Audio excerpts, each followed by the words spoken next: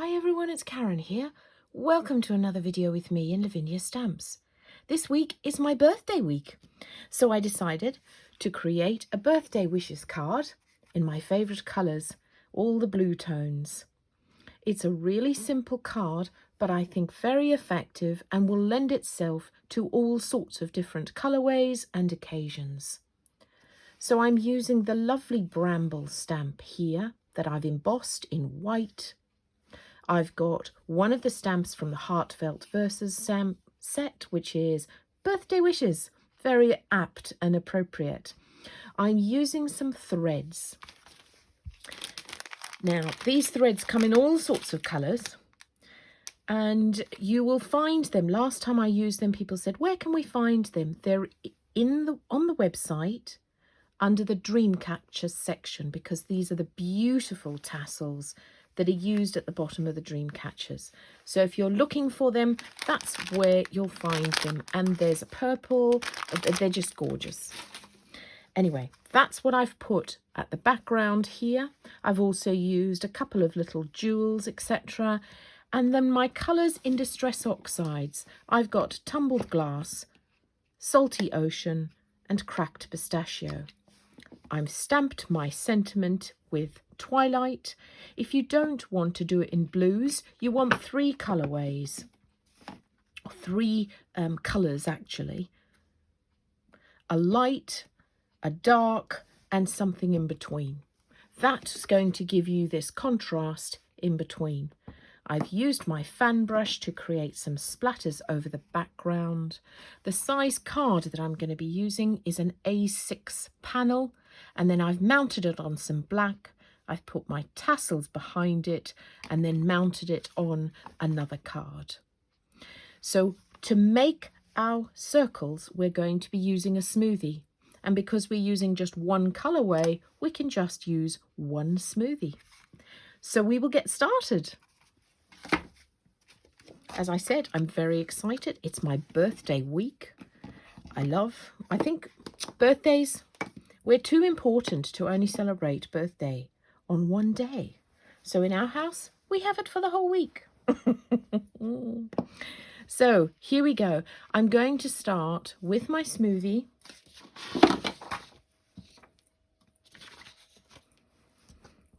I'm going to take as much of the ink off as I can because we're going to start with the lighter colour first. That's it. So, as I said, A6 card, you want a scrap piece of paper next to you. And then what we're going to do is just build a panel of circles across the centre of our card. Starting with the light colour, first of all, I'm going to take off as much colour as I can. And my first circle will be with that lightest, whatever ink is on my sponge. So you can see, you can make small circles by only pressing it down lightly, or larger circles by pressing it down more fully. And oh my goodness, how much fun is this? What you want to do is make sure that some of your circles go off the edge of the card. Now I'm just going to wipe my sponge because, I mean, not that I'm worried about it contaminating, but what I'm worried about is I want crisp, clear colours and the differentiation between those colours on my card. So again, a tiny bit off. And then you want to press down different pressures, so then you get different sized circles. Oh my goodness, this is so much fun. And you can see you want a depth of colour, some light, some darker, which is going to give you that contrast. So what I'm doing is I'm just popping my smoothie down and giving it a bit of a twist, but not moving it, because if you move it, what you'll land up with, I'll show you with a darker colour. If you move it, you'll land up with something like that. So you want to press it down and just twist it in exactly the same place. It's so much fun. It's so much fun. If you've got small children, grandchildren, this is a great activity for them. And as I say, it would lend itself to birthday. You could even do this in Christmas colours. What fun.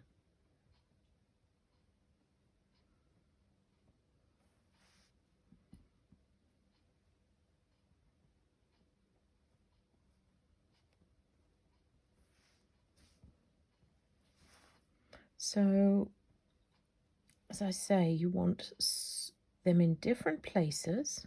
So I've got 3 darks at the bottom here. I need to put a dark up to the top here so that it creates a bit more balance. And one over here. There we go. We've got a bit more balance now.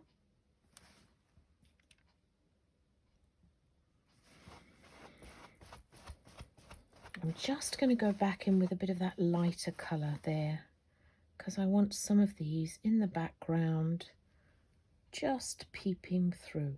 So what I did there was I just pulled off as much colour as I could from my sponge, and then I'm just dabbing it in between, overlapping some of those other circles.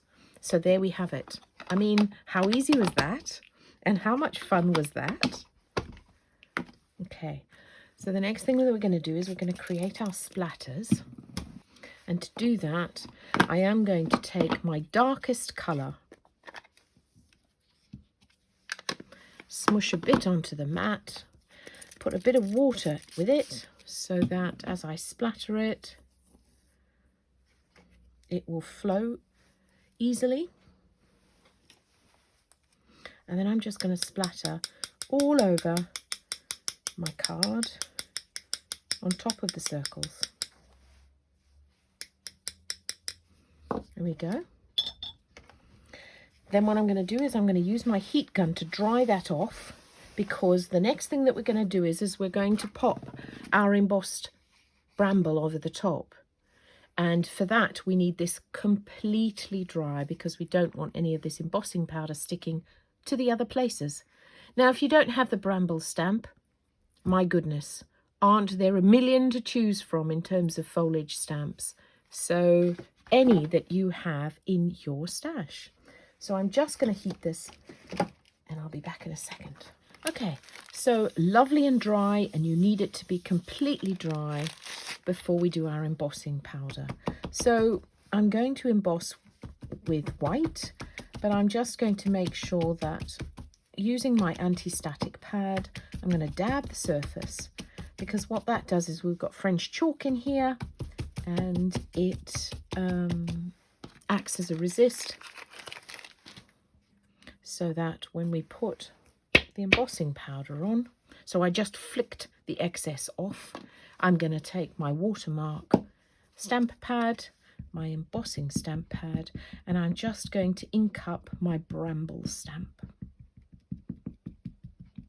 Light tapping, particularly this one. This one's, because it's designed to make the embossing powder stick to it, it's a bit glue-like, so it's very sticky. So when you're tapping it onto your stamp, you don't want to press too hard, because otherwise it will, the only word I can think of is gloop. It will squelch in between the spaces in the stamp. We don't want that. Right, now you can't see this very well, but it's there. I'm going to take my white,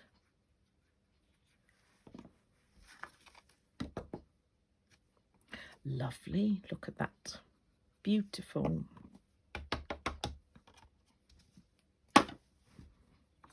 Putting the lid on the embossing powder before we heat it. I'm just going to give it a flick, making sure that I'm going to get the embossing powder where I want it over that stamp, and I'm going to heat it. Okay, now to put my sentiment on, I'm going to use Twilight. You could use black, or if you haven't used blues, use any of the darker colours that match with it. And I'm going to put it in the bottom right hand corner, and I like to do that because it sort of anchors the design and because the sentiment, because there's a lot going on here. It's such a beautiful script, that one. Look at that. So crisp and clear. Then to adhere my little jewels. So you'll see I've done an odd number. If you don't have these sequins, you could use liquid pearls, glitter, but I've used an odd number. And the way that I apply mine is I pop a tiny bit of my glue onto my mat. And then I'll pick up my tweezers, bring my little sequins in. And then I shall just, actually what I do is I'll place them first so that I know where I'm going to pop them, because otherwise I put the glue down and I think, where did I want that to go? So I'm just, you can see this is, I'm not overthinking this. I'm going to pop that one there because it sort of brings it at different heights. That one's going to go a bit up, down. There we go. So you're going to fiddle with it until you're happy.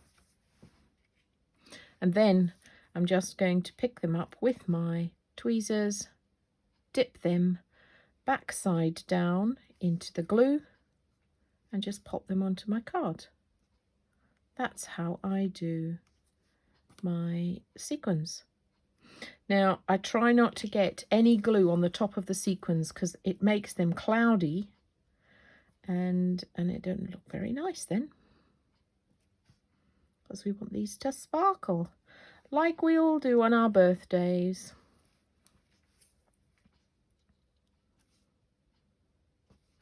This year my daughter and I share birthday a couple of days apart.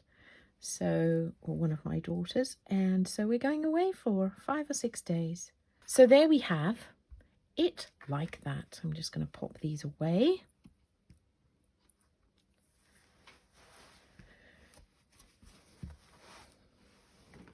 Now what I did on my original, I then mounted it on a piece of black card. That gives it an extra frame and makes it pop a bit more.